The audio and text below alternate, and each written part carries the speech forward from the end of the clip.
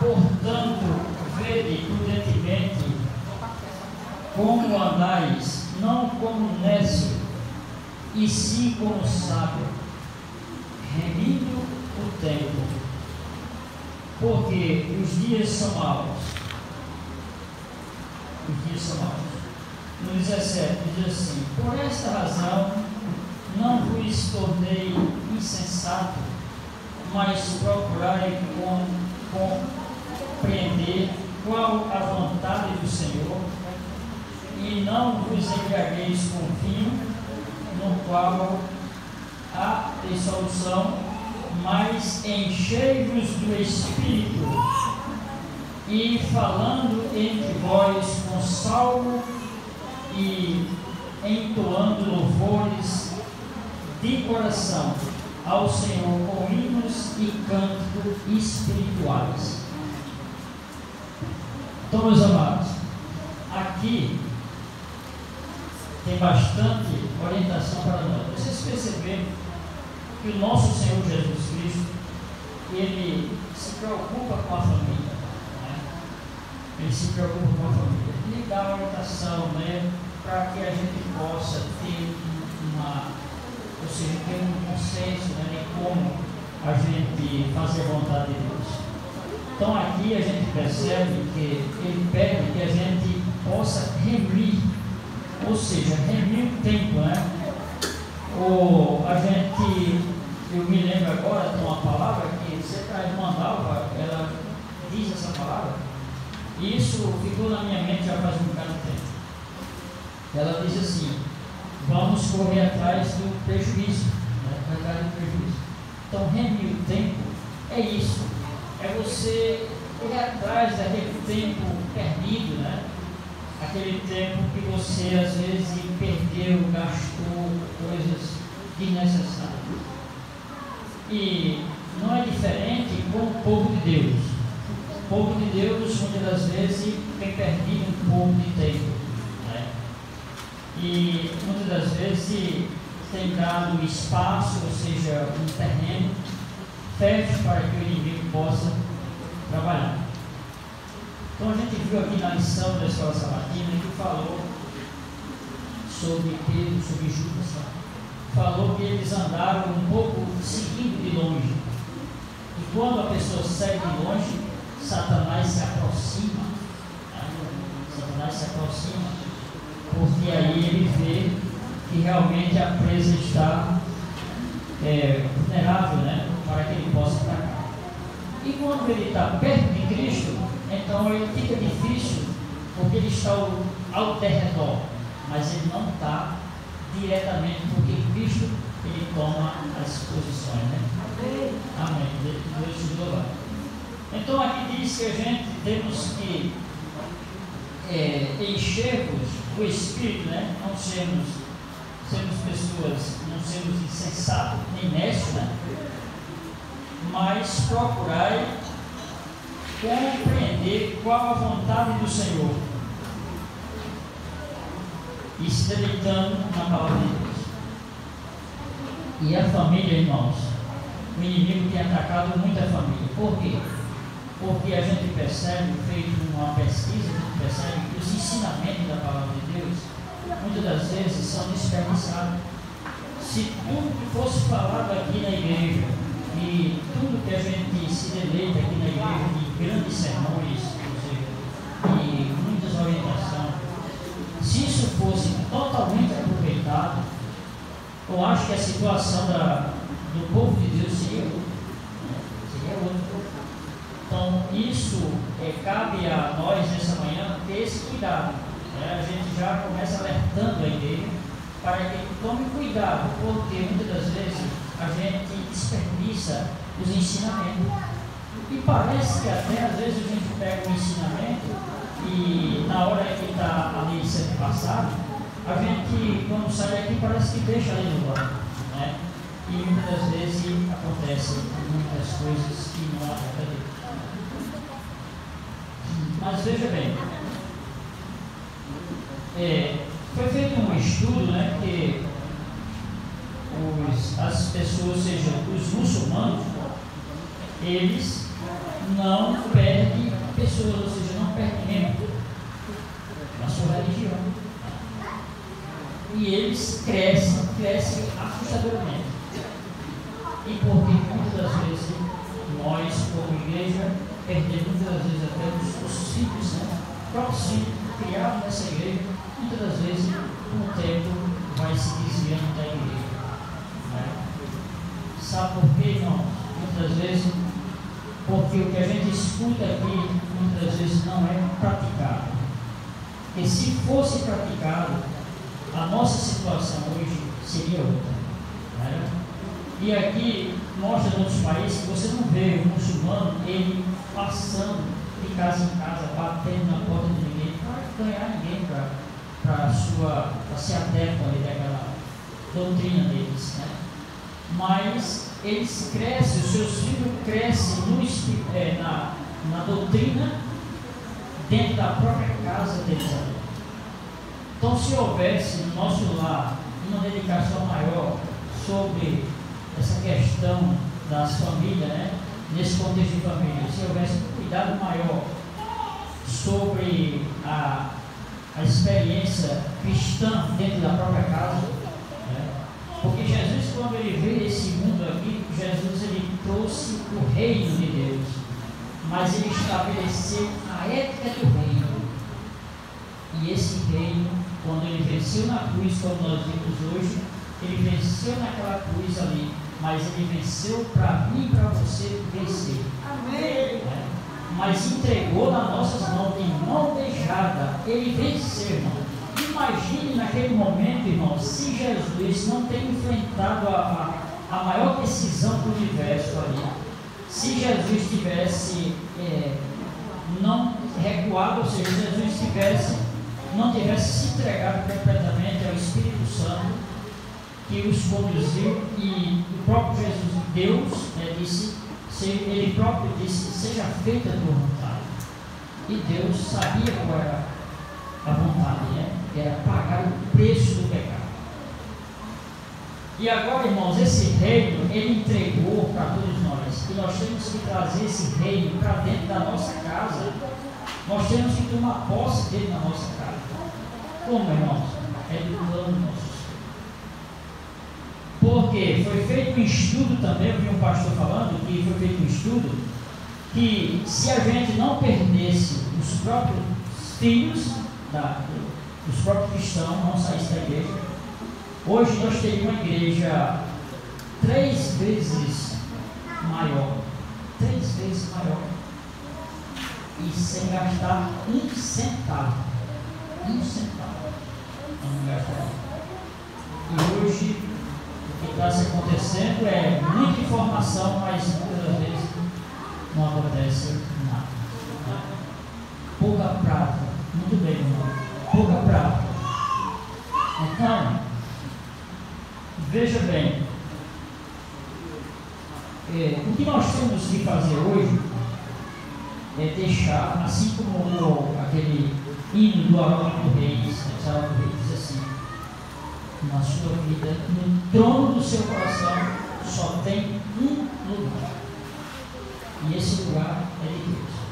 O que nós temos que trazer hoje para o nosso lado é deixar Deus entrar na nossa casa, ou seja, sentar no trono do seu coração, assumir esse momento, esse controle. Porque se Deus assumir o controle da sua casa,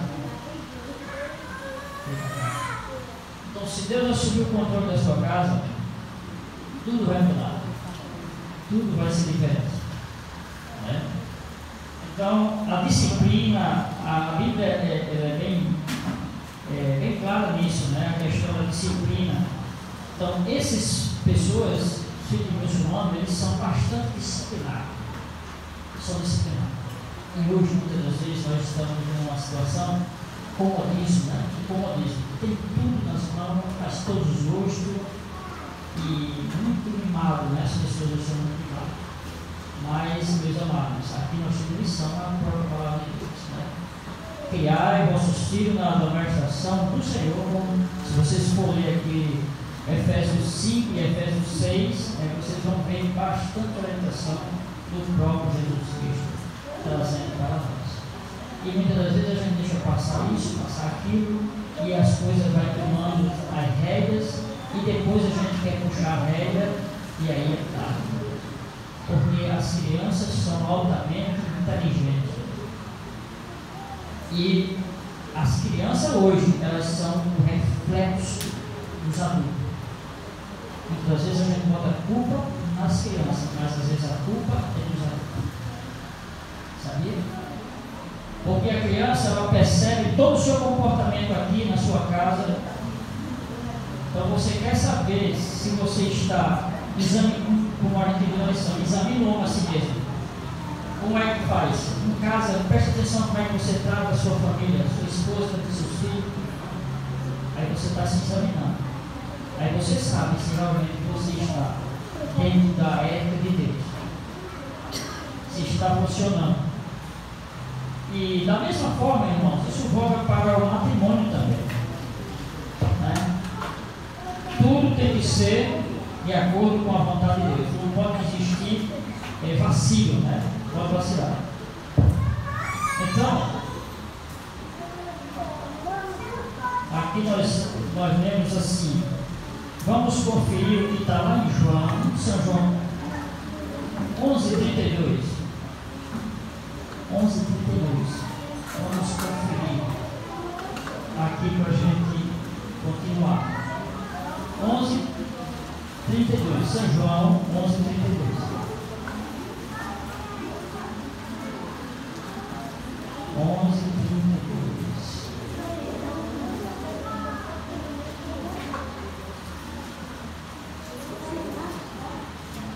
E aqui a gente contou, né? Diz assim, 11:32. E aqui, vamos ver.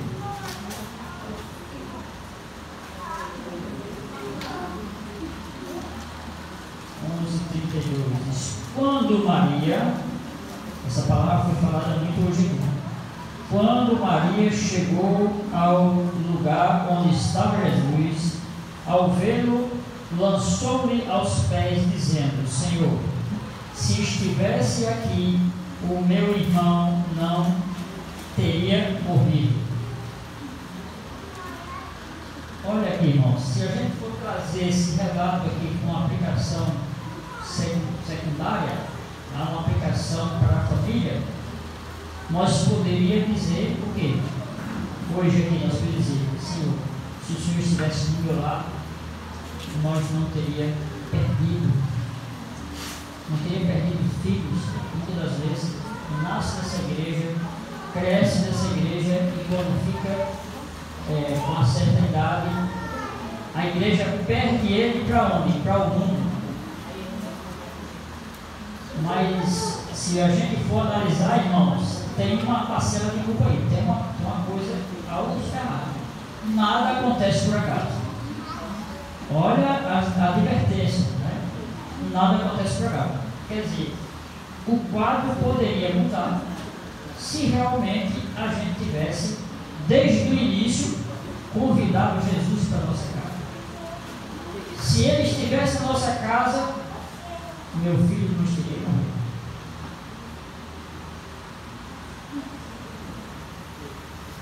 Então, irmãos, a gente muitas das vezes, como pai, nós negligenciamos muitas das vezes. Por quê? Falta, como a irmã falou, falta de prática daquilo que é ensinado ali. Às vezes a gente tem um botãozinho, né? Aqui liga. Aquilo que a gente acha conveniente, a gente liga, escuta. E quem não gosta, liga. Então isso realmente é complicado. Então a gente precisa vivenciar isso, né? Eu vi um relato de uma pessoa falando, de um pastor da igreja, né? Ele dizendo assim que ele falando que um colega dele falou para ele que estava com depressão. Vocês imaginam a causa da depressão?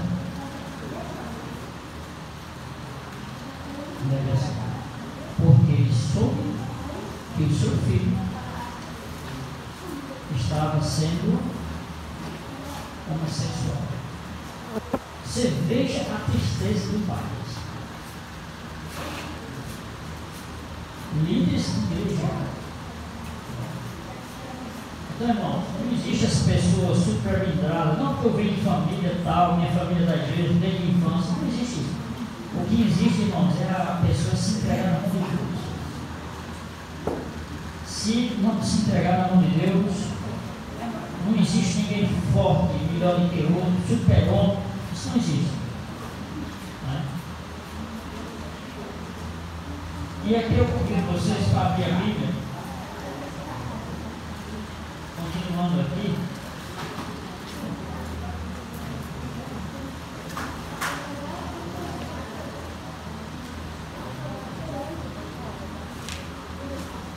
Outro detalhe, é o que diz aqui, com respeito ao casamento, né? Se Deus estivesse aqui,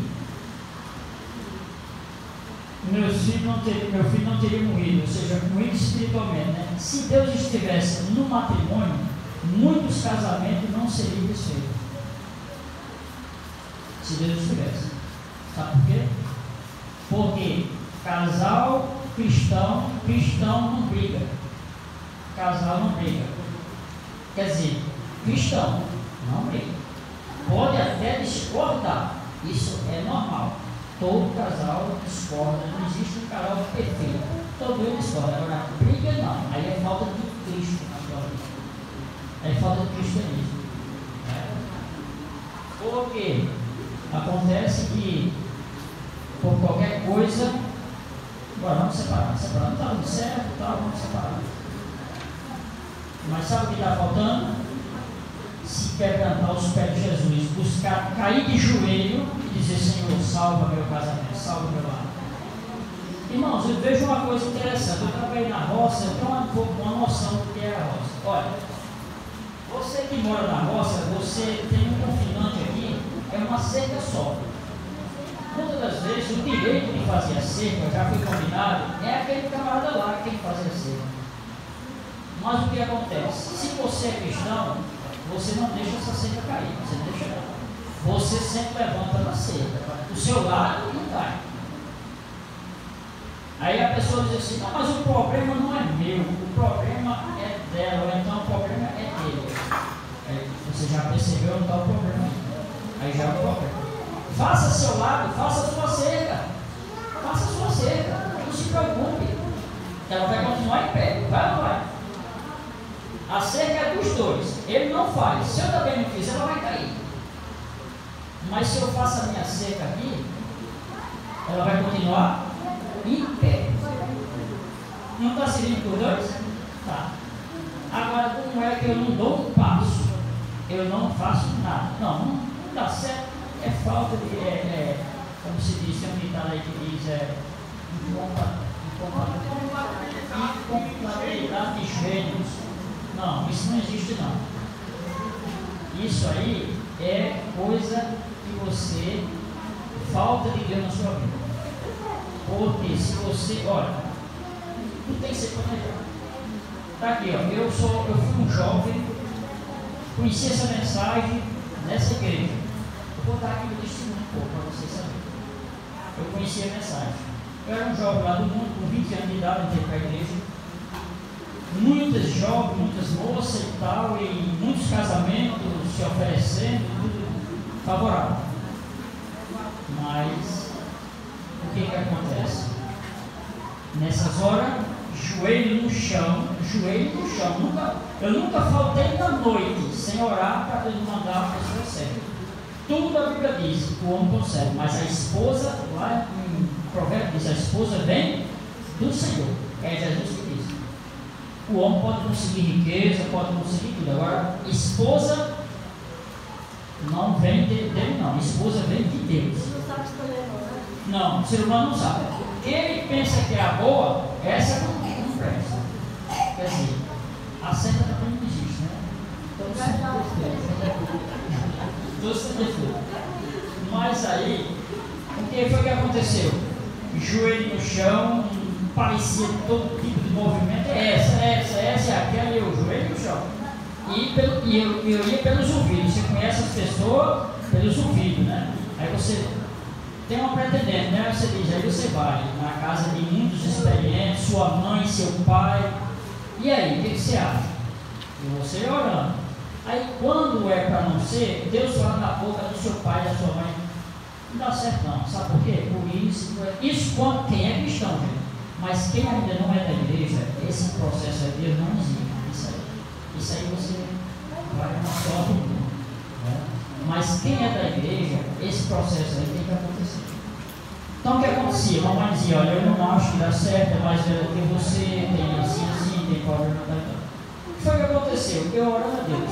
Eu vim casar aqui no interior, no sítio aqui, coisa que esse foi um milagre, que não existia.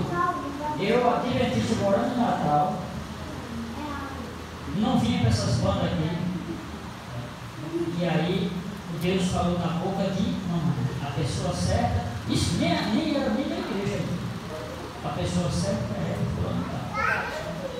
E aí eu arrumo a mala, tudo direitinho, agora eu vou conhecer, vou saber. E aí eu venho lá para cá, dificuldade maior do mundo, não tinha condições de chegar lá, porque nem transporte não tinha. Tinha que esperar uma carona, uma carreta, pegar, sem saber nem onde eu ia descer. Aí eu olhei no relógio assim, eu digo, pô, cara, se você quer ir, eu levo. Agora, eu não sei desse lugar, você aí se vira. O cara me mudou de pensar. Eu olhei no relógio assim, parece que eu vou andar 10 minutos, não vou descer. Eu já sabia que não era tão longe. Quando eu 10 minutos eu desci em frente à casa. Então aí, irmãos, foi todo um processo, né? Ela recebeu o estudo bíblico, ela teve que passar por aquele processo todo, conheceu a verdade, foi lá no passado, né? E ela realmente aceitou. E essa receita, irmãos, eu passo para a igreja, porque está dando certo. Até hoje tem dado certo. Exatamente. Prima. Vai buscar lá na família. Na família, Jesus disse, vai buscar lá, porque aqui não dá certo não. E depois eu vim realmente analisar, se tivesse entrado lá, tinha dado problema. Então, vocês vejam aí como é a situação do casamento. Agora, qualquer coisinha, um vai para um quarto, outro vai para o outro. Um demônio vai para o outro, para o outro lado. É verdade ou não é? Cadê a humildade? Cadê o perdão? Cadê o joelho? Cadê o que a Bíblia diz assim? Negue-se o homem a si mesmo. E diga assim, a minha cruz eu tomo e sigo. Irmão, tem muitas pessoas aí carregando uma cruzinha um pouco pesada. Mas tem que segurar o ponto. Segundo ponto, não foi você que se apressou, não foi você que escolheu. Se você desmontava no jumento, agora aguenta o troco. Aguenta o troco. Mesmo que ele seja chotão, vai acabar com o seu defeito e tudo. Você tem que aguentar o tom. Não é verdade? Para que pressa? Davi, para assumir o rei, passou quantos anos? Ele já era o rei. Mas ele passou, parece que foi. Quem se lembra aí? Se eu não me engano, foi uns 35 anos. Não estou lembrando a data agora. Mas ele já era o rei. Ninguém foi feito assim pressa. Deus não opera num só pensamento de egoísmo. Não, eu sei, dá certo, eu quero, não é assim não. É como Deus quer. Você tem que entregar na mão de Deus e deixar Deus agir através do povo. Deus vai responder a resposta. Então, mas, aqui a gente percebe que Jairo, que tem aqui em Lucas, também a situação de Jairo. Quem era Jairo? Lucas 8, 41 e 42. Jairo, ele era uma pessoa de grande prestígio da igreja. Era um homem de prestígio. Jairo era um ancião da igreja. Mas Jairo foi procurar Jesus aperreado. Senhor, minha filha está morrendo. Minha filha está morrendo. Irmãos, existe solução para nós nessa manhã? Existe. Sabe por quê? Porque Jairo, ele entendeu que Jesus era a solução para a sua vida, para a cura da sua filha. E Deus desamparou? Não. Deus ressuscitou a filha de Jairo. Então, irmãos, dê um bom exemplo. Se você quer a consagração do seu filho, quer seu filho na igreja, se consagre primeiramente. Se entregue na mão de Deus. Que Deus pode fazer esse milagre na sua vida. Agora, você tem que fazer a sua parte. Você tem que se entregar na mão de Deus. Confiar em Deus, Ele vai ressuscitar seu filho, trazer de volta. Irmão, Deus, Ele é o Deus do milagre. Deus é o Deus do milagre. Basta crer. Então, Jairo era um homem de renome, um homem que era respeitado pelas autoridades. Mas ainda bem, irmãos, que Jairo, ele sabia onde ir buscar a solução. E ele foi lá e Deus o abençoou. Esse é o maior milagre. Quer seu filho na igreja, se consagre, se entregue na mão de Deus. Busque Deus. Então, irmãos, o casamento, a única coisa, diz aqui um relato de um homem sábio que diz que a única coisa que sobrou, a maior bênção que sobrou do Éden, ou seja, da queda do Éden, a maior bênção, a maior instituição que permanece até hoje é o matrimônio. Instituição de Deus. Tudo bagunçou, mas Deus até hoje sustenta o casamento, a instituição de Deus. Se seu casamento está mal, se entregue com Deus. Ele salva o seu casamento. Deus interfere, irmão. Ele interfere no seu casamento. Olha, Deus odeia a separação. Deus aborrece isso. Viu? E as pessoas que estão fazendo esse tipo de coisa, estão procurando o quê? Está procurando a morte. Muito bem. Procurando o caminho que não, para o céu não, porque o casamento é a única ferramenta que Deus deixou para levar você para o céu. É a única ferramenta. E muitas das vezes a gente vai embora do mal dessa ferramenta porque não quer ir para o céu. Mas o casamento é exatamente uma das ferramentas que Deus deixou para você se quebrantar, para você se humilhar diante de Deus. E agora você, me diga uma coisa, irmãos, a gente chegar no céu sem a nossa família. Que céu é esse, irmão? Que céu é esse? Chega lá sem a nossa família, são nossos filhos, são nossas esposas. Então a gente temos que lutar. Temos que lutar. Agora, o que está acontecendo é isso. Traga o reino de Deus para a sua casa. Tome posse desse reino, porque Deus já lhe entregou. Mas lembre de uma coisa: o reino de Deus tem uma ética. Não é de todo jeito. Deus tem a ética do reino. Você tem que colocar limite na criança. Olha, diz aqui um pensador que é um renomado aqui, ele é um PhD, né? Ele diz que uma criança,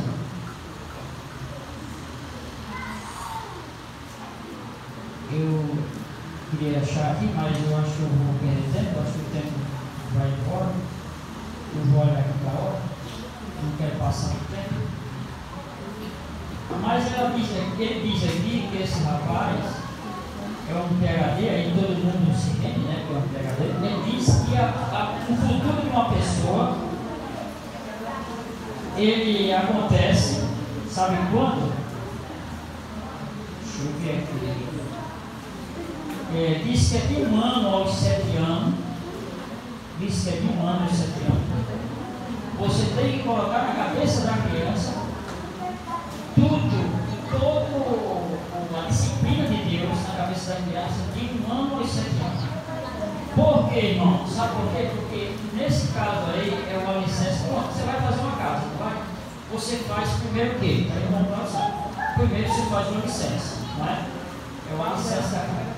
Irmão, se de 1 ano aos 7 anos você não fizer essa licença, esqueça. Esqueça, porque aí essa casa não tem problema, ela não tem como firmeza, ela não tem as formas para se segurar em pé. Então, irmãos, a gente temos que ter cuidado, temos que fazer essa licença, porque aqui esse PhD fala que o sucesso está em você colocar um ano até os 7 anos no futuro da sua criança. Aí a gente hoje não precisa de nenhum PhD, porque a senhora leu White no livro que fala sobre a educação cristã, na página 193, vocês podem ler em casa. Ellen White, ela não é nenhuma PhD, mas há mais de 160 anos, Ellen White, ela fala que um filho você tem que colocar na mente dele, formar o caráter dele de 1 ano aos 7 anos. Louva a Deus, irmãos, porque nós temos essa grande profeta. E aí você tem que fazer isso. E se você deixar a rédea solta, como é que você vai puxar essa rédea depois? Caráter, depois que ele é feito, ninguém muda ninguém. Não, eu vou casar com fulano, porque quando eu casar com ela, ela vai mudar. Vai mudar como? Nunca. Se ela já fez um caráter de 1 ano aos 7 anos, o caráter dela já não estava formado. Esse é o grande problema. E eu vou ler aqui o que está escrito aqui. Educação cristã, na página 193, eu encontrei aqui, mas eu sou um pouco ruim de visualizar as coisas de leitura, mas vamos conferir aqui. Olha, não, vamos primeiro, eu estou adiantando demais aqui, eu queria concluir assim.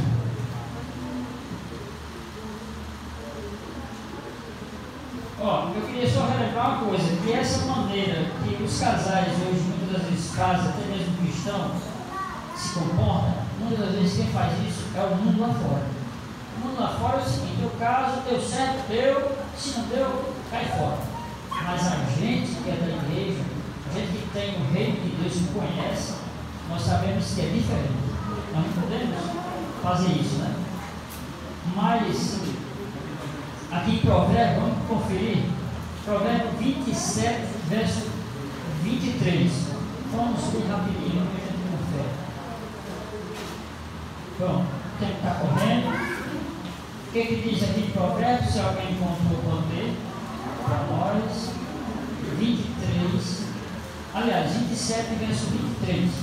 Procura conhecer o estado das tuas ovelhas e cuida dos teus rebanhos. Perceberam, irmão? Estão percebendo aí? Procura conhecer o estado das suas ovelhas. Não é? E agora você cuide delas. Quem é nossas ovelhas, irmão? Nossas ovelhas, nossa família, nossos filhos, nossos irmãos, os líderes da igreja têm que se cuidar e cuidar do rebanho. Né? Porque o rebanho muitas das vezes fica disperso. Então, no livro da educação, diz aqui, não se pode acentuar, ela diz aqui, Ellen White, de demorado, não se pode acentuar, demorado, impor importância da educação, não se pode demorar, ela diz, ministrada. A criança, em seus primeiros anos de vida, as lições que a criança aprende durante os primeiros 7 anos de vida tem mais que ver com a formação de seu caráter do que tudo que ela aprende em anos posteriores. Percebeu? Está dizendo aqui que os seus primeiros anos de vida, esse é o momento que ela vai firmar na mente dela, vai ficar para o resto da vida. É o caráter, ela disse aqui, está sendo firmado. E a gente não poderia deixar de relatar aqui também o que esse sábio aqui falou. Diz assim, Alan Spurgeon, ele diz assim: quando um lar é governado pela palavra de Deus, podemos convidar os anjos para estar conosco, seguro de eles não se sentirão fora do seu ambiente. Olha, não sei se você entendeu, eu não fiz a pontuação dele. Olha, diz que se você um lar que é governado pela palavra de Deus, ele pode convidar os anjos para a casa dele e os anjos não vão se sentir intimidados na sua casa. Vão se sentir bem ali. Mas tem muitos lares hoje, irmãos, que só se pronuncia palavras, só pronuncia palavras torpes, palavras ruins. Os anjos de Deus não podem chegar num lar desse. Tem pai de família, mãe de família que passa o dia gritando, pega a pirraça com o filho, não sei o que, isso é o seu irmão, isso é aquilo, isso é aquilo. Me diga uma coisa, sabe quem está ali? É o capeta. É verdade. Entendeu? Ainda bem que os cristãos que conhecem a palavra de Deus, eles evitam essas coisas. Mas esse pessoal que muitas vezes aí imitam ao Léo aí, que não sabe nada, eles usam as mal palavras direto com os próprios filhos. Eu conheço, já vi uma família que você passa a ensinar na rua, pessoas às vezes moram e dizem, você só vê praguejar, é palavrões os mais terríveis que pode imaginar. Aí qual é o futuro de uma pessoa dessa da família? Escuta só falar palavras negativas. O que vai acontecer? Vai acontecer desastre na sua vida. Né? E aqui nós vamos para a parte do fim.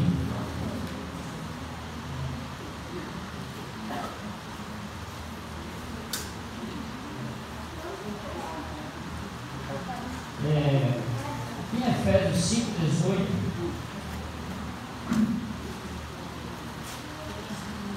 nós vimos aqui que é interessante essa passagem, né? Vamos conferir. Efésios 5:18. Quem encontrar, não vos embriagueis com vinho, no qual há dissolução, mas enchei-vos do Espírito. Enchei-vos do Espírito. Irmãos, a gente percebe que nós temos duas naturezas: a natureza carnal e a natureza espiritual. Então você tem que se encher da natureza espiritual, do Espírito Santo na sua vida. Porque se isso acontecer, a sua vida vai ser outra, a sua casa vai ser diferente, seus filhos vão tomar outro rumo. Você vai fazer com que seus filhos não percam o rumo da vida. Honra devido aos pais. Quando um filho honra pai e mãe, ele nunca perde o rumo da vida. Mas quem faz ele aprender isso é os próprios pais. Se você aceitar tudo do seu filho, não colocar limites, uma criança, quando ela começa a andar, começa a fazer alguma coisa, tudo que ela for fazer é como foi falado aqui na escola sabatina. Aprenda essa palavra não. Essa palavra não ajuda, educa. Tudo que for fazer, não. Se é, tudo bem, mas se não consiga, não deixe. Porque se você deixar uma vez, você já perdeu. Existe primeiro com isso. Aí você vai deixando passar, e o caráter vai sendo formado. E depois você quer puxar, e você mete o pau, não tem mais jeito. Não é? Esse é o problema. Então, você tem que ensinar a criança. Se a criança já pode lavar um pratinho, terminou de comer, mesmo que ele não sabe lavar, lava. Então, papai dizia, né? Olha, os trabalhos da criança são um pouquinho, mas são importantes. Porque você está formando o caráter deles. Para ele ser um cidadão de bem, uma pessoa que nunca vai ser preguiçosa. O maior caráter que existe é esse. Né? Então, quando a mãe ensina o caminho, aquilo que a criança pode fazer, você exige para ele fazer. Se ela lavar um prato, lavar um prato. Se não pode pegar nessa jarra aqui, não deixe pegar. Porque se ele fizer, vai tomando o seu limite. Eu vi uma pessoa contando que, eu acho que foi lá em casa que aconteceu isso também. A criança tinha uma coisa importante dentro de casa e a criança gatinhando vai lá pegar para quebrar, né? Aí a pessoa, a gente insistia, não pode, na mãozinha, não pode. Aí depois a criancinha vinha, não sei, acho que foi Thales, aí vinha depois para pegar, aí já se lembra, né? Bem pequenininho, mas já se lembra, aí já faz um dedozinho na mão. Não pode. Então, isso, irmão, vai firmando a relação. Então, meus amados, que Deus abençoe, nos ajude. Nós temos mais assunto aqui, mas eu sou forçado pelo tempo. Nós vamos finalizar. E aqui eu quero cantar o louvor do Senhor comigo. E vocês aqui vão ter esse hino. Eu não olho para a minha voz, porque eu não sou nem um pregador e nem sou também um cantor. Mas eu gosto de fazer para honra e glória do nome do Senhor. Amém. Amém.